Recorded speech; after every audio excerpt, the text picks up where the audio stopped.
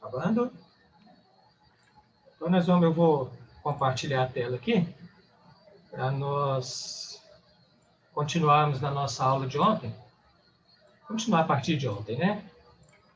E nós paramos vendo a tipologia, não foi?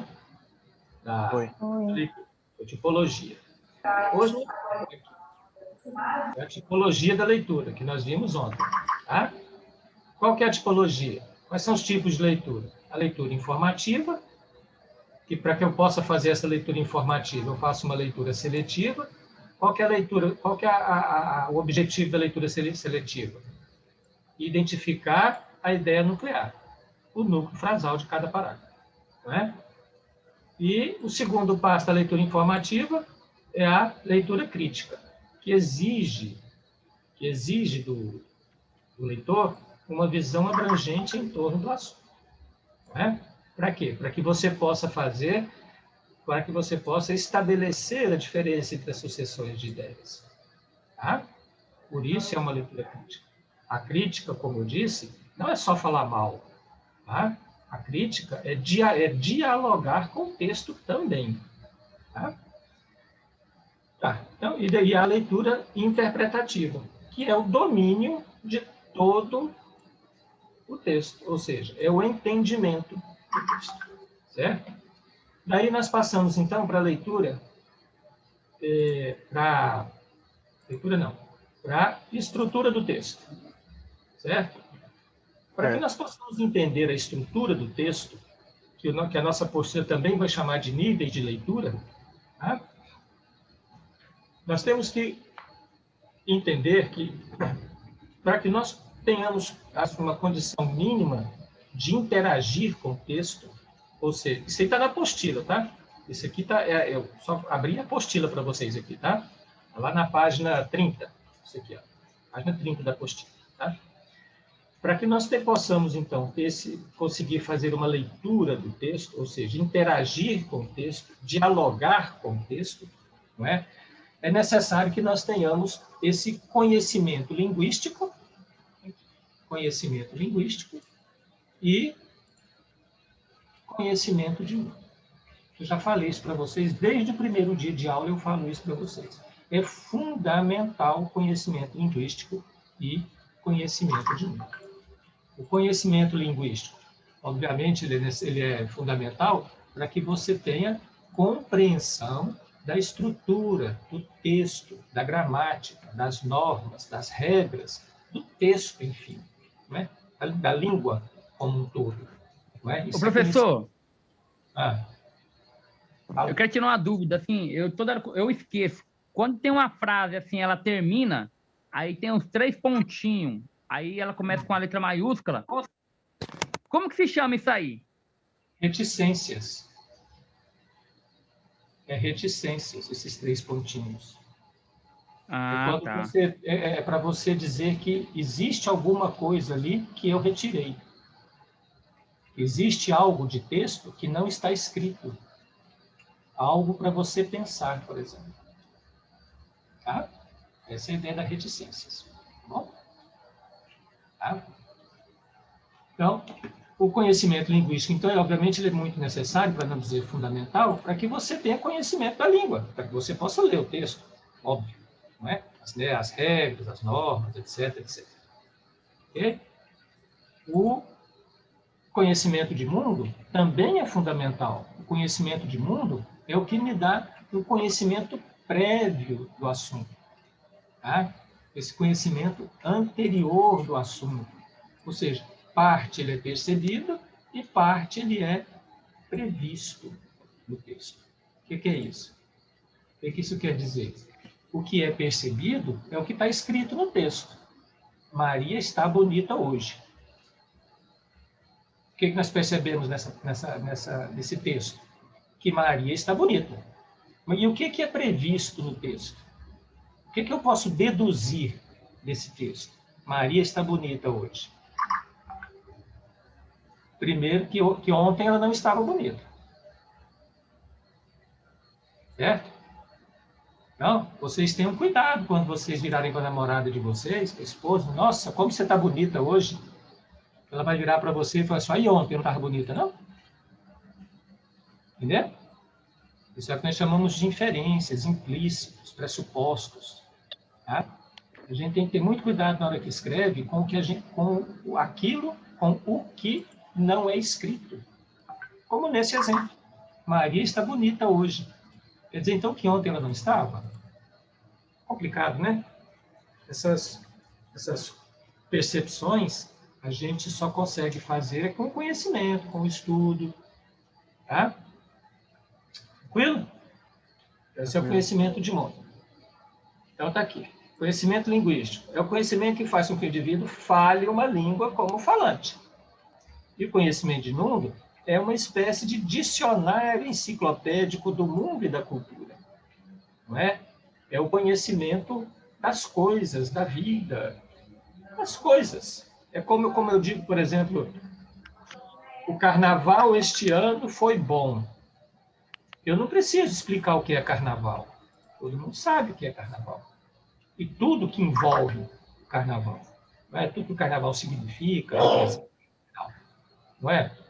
Então, esse conhecimento sobre o carnaval que vocês têm, que eu não expliquei, é o conhecimento de mundo. Certo? E isso se aplica a todas as coisas. Todas as coisas. Tá? Todas elas. Ok? Tá, o conhecimento de mundo, o conhecimento linguístico. Então, nós podemos afirmar que para que haja uma leitura proveitosa, além do conhecimento linguístico, propriamente dito, é necessário que tenhamos um repertório de informações, ou seja, o conhecimento de mundo. Não basta eu dominar a língua para que eu consiga fazer uma leitura proveitosa. Dou um exemplo claro para vocês. Eu falo inglês, eu tenho fluência na língua inglesa. Falo e escrevo inglês. Muito bem, obrigado. Certo? Qualquer texto de inglês que eu pegar, eu consigo ler. Talvez com alguma dificuldade, num texto assim mais, uma linguagem assim mais rebuscada, né? Mais cheia de firula, mas eu leio qualquer coisa em inglês. Mas eu não consigo fazer essa leitura proveitosa. Por quê? Porque eu não conheço a cultura, eu não conheço a história tão bem quanto eu conheço a do português.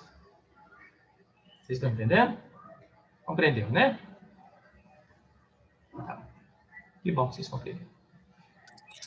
Então, Oi?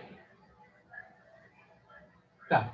Então, que o conhecimento de mundo nos permite reconhecer a ambiguidade do texto. O que é ambiguidade? O que é ambiguidade? Tem dois sentidos? É aquilo que pode ter dois sentidos. É aquilo que nos leva o que nos leva não, o que pode nos levar a perceber outra coisa. Isso é um texto ambíguo. É esse conhecimento de mundo que me permite reconhecer a ambiguidade. Tá? Tranquilo? Platão é um professor, não é um filósofo, tá? Ele observa 3 questões básicas durante a leitura de um texto. Quais são? Ou seja, quando nós lemos um texto, o que é que nós temos que procurar a responder primeiro? Quais são as respostas que nós devemos ter primeiro? Então, segundo o professor Platão, qual a questão de que o texto está tratando?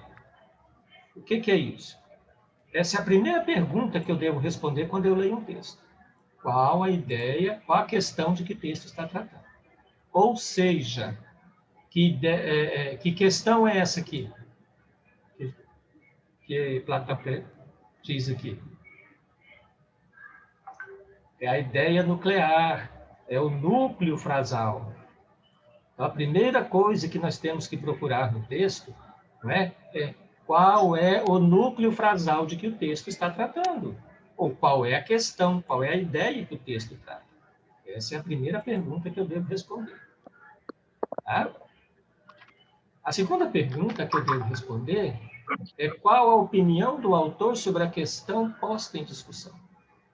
Ou seja, o que o autor diz, certo? Sobre aquilo que ele trata. Qual a opinião do autor? Essa é a segunda questão. Nós temos que identificar no texto. Qual a opinião do autor? Ok? E a terceira e por último é quais são os argumentos utilizados pelo autor para fundamentar a sua opinião. Ou seja, quais são os fundamentos que o autor utilizou para dar legalidade, para dar, eu diria, veracidade, poderia chamar, à opinião dada. Então, eu tenho que ler num texto, procurar num texto inicialmente a questão a que se trata, a opinião do autor e os fundamentos que ele se utilizou. Depois eu vou responder as outras coisas. Vai responder o exercício, fazer resumo, eu sei lá o que é que você vai fazer com aquele texto que você está lendo. Certo? Inicialmente, ou primordialmente, eu tenho que tratar essas questões. Qual a questão, qual a opinião e quais os fundamentos. Certo? Se você ler um texto qualquer e conseguir responder a essas três questões, você pode dizer sem dúvida alguma que você tem entendimento total do texto. E você compreendeu completamente o texto. Certo? Certo. Daí, nós vamos passar, então, à estrutura propriamente dita, que o professor Platão e Fiorin são dois professores de português, chamam, como eu disse, chamam de níveis de leitura. Então, não vamos confundir esses níveis de leitura aqui com aquela leitura sensorial, emocional e racional, que são níveis de leitura que nós vimos na primeira aula, na aula de segunda-feira, lembra? Não confundam. Ok? Não vamos confundir, não. Então, esses tipos de leitura que Platão e Fiorin chamam a atenção é o que nos permite fazer uma análise mais completa, não vou dizer profunda, mas mais completa do texto. Então, o que é que eu devo procurar, então, nessa percepção dos níveis de estrutura? Na estrutura superficial, eu devo procurar o quê? Na estrutura superficial, então, é onde se afloram os significados mais concretos e abstratos. Na estrutura superficial é onde são percebidos, ou onde eu posso perceber, os significados mais concretos e diversificados. É aonde eu percebo os elementos mais concretos e diversificados. É nesse momento, então, nessa estrutura superficial, enquanto elemento concreto e diversificado, que eu percebo quem é o narrador da história, as personagens, o cenário, o tempo e as ações concretas. Certo? Todos esses elementos aqui, o narrador, os personagens, os cenários, ou o cenário, o tempo e as ações concretas, são percebidos na estrutura superficial. Porque estes elementos, eles são concretos e diversificados. Por que eu digo que os elementos da estrutura superficial são concretos? Porque está escrito lá no texto. Está na superfície do texto. É textual. Está escrito lá no texto quem é o narrador, quem são as personagens, onde se passa a história, o cenário, quando se passou a história e o que foi feito na história, ou seja, ações concretas. Todos esses elementos aqui estão escritos lá no texto, textualmente. Por isso é dito na estrutura superficial. Certo? Imagine, por exemplo, a história do Chapeuzinho Vermelho, que todo mundo conhece. Eu não preciso ficar lembrando nem contando. Certo? Como é que é a história do Chapeuzinho Vermelho? O Chapeuzinho Vermelho saiu da casa da mamãe e foi levar doces na casa da vovó na floresta. A mãe havia dito para ela não ir pelo caminho da floresta, mas ela, muito teimosa, foi pelo caminho da floresta. No meio do caminho encontra com o lobo, não é isso? O lobo pergunta onde ela vai, o que ela vai fazer, etc, etc. Se vai na casa da vovó e tal. O lobo se adianta chega na casa da vovó, come a vovó, engole a vovó, e se fantasia de vovó e fica lá. A Chapeuzinho chega e diz, nossa, que olhos tão grandes, é para te ver melhor. Que boca tão grande, que orelha tão grande, é para te ouvir melhor. Que boca tão grande, vovó, é para te comer melhor. Tenta comer a Chapeuzinho Vermelho, aparece um caçador do nada, um lenhador do nada, que mata o lobo e tira a vovó viva de dentro da barriga do lobo.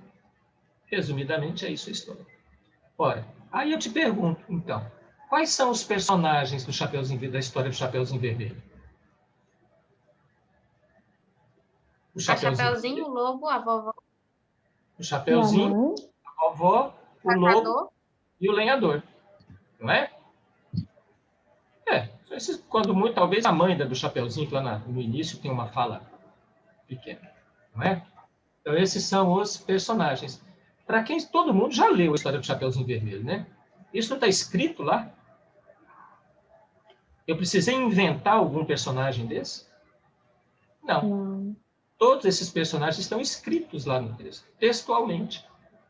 Tá? Por isso, eles são da estrutura superficial. Por isso, ele é concreto e diversificado. Concreto, como eu disse, porque está escrito, é concreto, está escrito lá no texto. Ele existe. Tá? E diversificados, porque são muitos. Ok? O cenário. Qual que é o cenário da história do Chapeuzinho Vermelho? Floresta, a casa da avó. A floresta, a casa da vovó, a casa dela, talvez, né? Já em algumas versões, conta que está na casa dela e tal. Mas a floresta é a casa da vovó. E está escrito lá que ela foi para a floresta, não está? Não está escrito lá a casa da vovó? Você não precisa perceber, você não precisa inventar, imaginar o cenário. Tá? O tempo. Quando se passa a história do Chapeuzinho Vermelho? Alguém sabe? Ninguém sabe. Ninguém sabe. Não é? Por quê? Porque a história do Chapeuzinho Vermelho começa assim. Era uma vez. Não é? Ou há muito tempo atrás. Então, toda a história, toda a fábula que começa com era uma vez, toda a fábula que começa com era uma vez, nós dizemos que o tempo é fantástico, maravilhoso. Toda fábula que começa com era uma vez, disse que o tempo, na análise da estrutura superficial, o tempo é fantástico, maravilhoso. Ou seja, é um tempo fora do tempo. É um tempo que não existe. Certo? Não existe no sentido de que a gente não sabe quando foi. Nós só sabemos que aconteceu em algum momento do passado. Vocês estão entendendo? Todo mundo entendeu? Tranquilo, né? Sim, entendi. Ora, mas se houver lá na fábula que eu estou lendo uma referência a quando, está descrito o tempo. Não é? Por exemplo, era uma noite, era uma manhã ensolarada,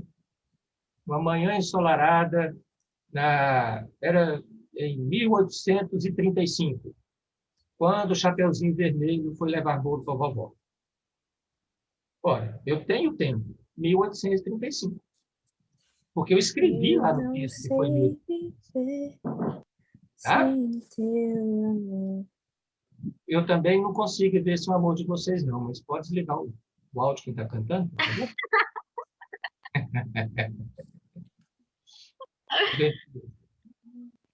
Desliga aí, Rosane, já vi que é você que está. Não foi. Foi você, não, Rosane? Eu que sorri, mas não foi eu que estava cantando, não. Tá bom. É porque mexeu aqui o coisinha do senhor, achei que foi você. De boa, tranquilo. Eu posso ter uma fábula, é óbvio, que tenha tempo. Que o tempo não seja esse fantástico, maravilhoso, fora do tempo. É só eu colocar na minha fábula quando foi. Entendeu? Em 2015 antes de Cristo, pronto, eu já sei o tempo. 2015 antes de Cristo. Ok? Tranquilo o tempo? Simples, né? Tranquilo. E as ações concretas? Também é parte da estrutura superficial. Ou seja, as ações concretas são as ações, é o que acontece na história. São as ações que são descritas na história. Vamos voltar na história do Chapeuzinho Vermelho. Quais são as ações descritas na história do Chapeuzinho Vermelho? Que o Chapeuzinho foi entregar bolo para a vovó, que conversou com o lobo na estrada, no meio do mato, lá, na estrada, no meio da floresta, que o lobo engoliu a vovó, comeu a vovó, que o Chapeuzinho Vermelho conversou com o lobo, que o lobo tentou comer o Chapeuzinho Vermelho, que o lenhador, parece que ele disse que arrebentou a porta, uma coisa assim, enfim, que entrou e matou o lobo, que ele tirou a vovó viva de dentro do lobo. Essas são as ações concretas.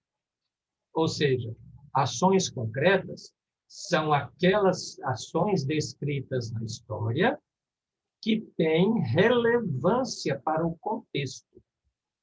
São as ações descritas na história que têm relação, que têm... foi que eu falei que tem? E tem relação com a história. Tá? E mantém algum tipo de relação com o desfecho da história, ou com a história. Por exemplo, na história do Chapeuzinho Vermelho. Se lá eu vou escrever a história do Chapeuzinho Vermelho. Aí ele vai indo, passeando pela estrada, e fica olhando, para olhar a borboletinha posando nas flores, depois fica olhando a formiguinha carregando a folhinha seca, e continua o seu caminho. Nessa história do Chapeuzinho Vermelho que eu estou contando, ela ficar olhando para as borboletinhas, ou ficar olhando para a formiguinha, tem alguma relação com a história toda? Nenhuma. Acho que Não, não, vai, professor. não, nenhuma. Não vai alterar em nada o desfecho da história. Em absolutamente nada.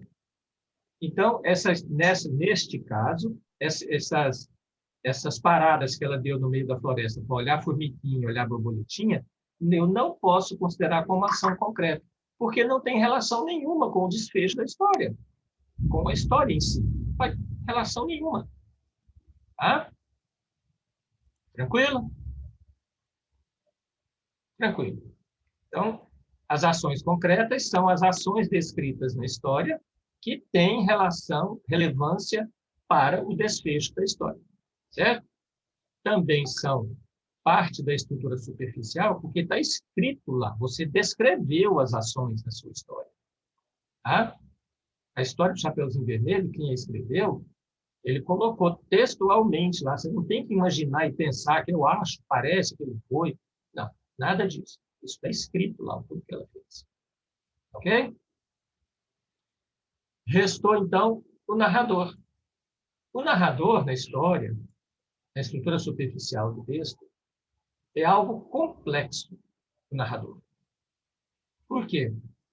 Porque o narrador, quem diz quem é o narrador, é a voz do verbo. Então, eu posso ter vários tipos de narrador. Vários. Eu tenho um narrador onisciente. Não precisa anotar isso, não. Narrador onisciente, narrador onipresente. Eu tenho uma narrativa de baixo para cima, de cima para baixo, de dentro para fora, de fora para dentro. Tudo isso eu percebo na voz do verbo. Obviamente que isso não é o escopo do estudo de vocês. Essa análise do narrador um tanto quanto aprofundada. Porque vocês não estão estudando literatura. Ok? Então, para nós aqui, para efeito desse estudo, o narrador, que é parte da estrutura superficial, porque ele é concreto, certo? E diversificado, o narrador sempre será o narrador. Quem é o narrador da história? O narrador. Tá? Nós não vamos fazer essa análise, como eu disse, se é onisciente, onipresente, se é de fora para dentro, de cima para baixo, enfim. Não vamos fazer esse tipo de análise. porque não é a questão para vocês. No nosso caso, o narrador das fábulas sempre será o narrador. Então, lá no exercício que vocês vão fazer depois, vai lá e pergunta, quem é o narrador? Você coloque lá na frente, o narrador. Todo mundo entendeu? Sim. Então, tá bom. Então, tá certo. Certo? Então, o narrador, os personagens, os cenários, o cenário, o tempo e as ações concretas são os elementos mais concretos e diversificados que são percebidos lá na estrutura superficial do texto. Certo? Essa análise, esse tipo de análise, cabe para romance, para histórias de modo geral, fábulas, ficção científica, enfim. Esse tipo de análise que nós vemos aqui, tá, desses níveis de leitura que Platão e Fiorin se referem, só não se aplica a texto científico. Tá? A textos acadêmicos científicos, eles não vão se aplicar. Ok? Mas quem for ler, por exemplo, o livro Senhora, lembra que eu falei para vocês lerem? Dá para fazer essa análise aqui todinho do livro Senhora. Das 3 estruturas, intermediário e profundo. Tá? Vou desligar aqui, meu irmão. Depois eu ligo. Ok? Entendido, então, a estrutura superficial? Ficou claro para todo mundo aí o que é estrutura superficial, o que não é? Alguma dúvida com a estrutura superficial? Sobre o narrador, professor, explica de novo, por favor. O narrador, no nosso caso aqui, no caso de vocês, o narrador da história é o narrador. Puro e simples. Por quê? Quem determina o narrador da história é a voz do verbo. E é uma análise complexa você descobrir isso pelo verbo. Certo? É pelos verbos que tem na fábula, na história, que você vê quem é o narrador. Se o narrador participa da história, se o narrador não participa da história, se o narrador é alguma personagem ou não, se o narrador está de fora da história, olha como quem está de fora, olhando, né, a história e contando, se ele participa da história e narra a história. Tudo isso você percebe pelos verbos, pelo tempo verbal, pela forma do verbo da história. Nós não vamos aplicar isso aqui com vocês, porque isso é uma estrutura para quem faz literatura, para quem faz letras, tá? Para quem faz análise de texto literário. Você vai ver lá nos princípios de literatura, análise literária, que a gente faz no curso de letras. Certo? Para vocês aqui, é uma coisa mais superficial. Então, para nós aqui no curso de vocês, para essa apostila, o narrador sempre será o narrador. Entendeu? Lá no exercício, para quando eu pedir o exercício na prova, seja onde for, quem é o narrador da fábula do Chapeuzinho Vermelho? Você põe o narrador. Só isso. Tá? As personagens estão escritas... Professor, deixa eu te perguntar uma pergunta. Sobre o tempo. O tempo não podia ser também sobre o clima, não? Dia, noite... Não. O tempo na narrativa não é esse tempo ser de manhã, de tarde, de noite, entendeu? Se está chovendo, está fazendo sol. Não é isso, não. E na narrativa, qual será esse tempo? Não, esse tempo nós não praticamos ele na análise literária. Tá? O tempo é quando. É quando. Quando foi? Quando foi que foi narrada a fábula do Chapeuzinho Vermelho? Quando se passou a história dos 3 porquinhos? Quando se passou a história da Branca de Neve? Quando passou a história da Bela Adormecida? Não tem tempo, ninguém sabe quando foi. Se foi 1730, 4200, ninguém sabe. Por quê? Porque a narrativa começa com era uma vez. Essa frase, era uma vez, coloca o tempo fora do tempo. Tá? Ou seja, é um tempo que não tem tempo, porque é impossível eu dizer quando ocorreu aquela fábula. É um Ah, tempo não, sem volta, né? não é sem volta. Não pense assim, não. É um tempo fora do tempo. É um tempo que não tem tempo. Tá? Por exemplo, eu posso pegar a história do Chapeuzinho Vermelho e reescrever a história do Chapeuzinho Vermelho. Chico Buarque de Holanda reescreveu o Chapeuzinho Vermelho. Chama-se uma fábula que se chama Chapeuzinho Amarelo. Pode procurar na internet. Entendeu? Ah, já li, professor. Pois é. E tem inúmeras releituras do Chapeuzinho Vermelho. Eu, Marcos Rafael, professor, ou você, Tiago, você, Pedro, Rosane, Mirella, qualquer uma. Pode fazer, eu vou reescrever o Chapeuzinho Vermelho. E refaça, dando um outro contexto. Colocando o Chapeuzinho Vermelho, por exemplo, como uma mãe solteira, que vai atrás de emprego, entendeu? Vai fazer uma entrevista, o entrevistador, o empresário lá, tenta agarrar ela na entrevista, qualquer coisa assim, e aí o rapaz está passando, vê aquilo, pula a janela e mete a mão na cara do entrevistador. Pronto. A ideia não é a mesma do Chapeuzinho Vermelho? Só um minutinho. A ideia não é a mesma do Chapeuzinho Vermelho? Não é? Fazendo uma relação é a mesma. Então, eu posso reescrever a história do Chapeuzinho Vermelho. E posso dizer um quando. Em 2015, Maria foi fazer uma entrevista de emprego. Pronto. O tempo, neste caso, foi 2015. Vocês estão compreendendo, gente, o que eu estou falando?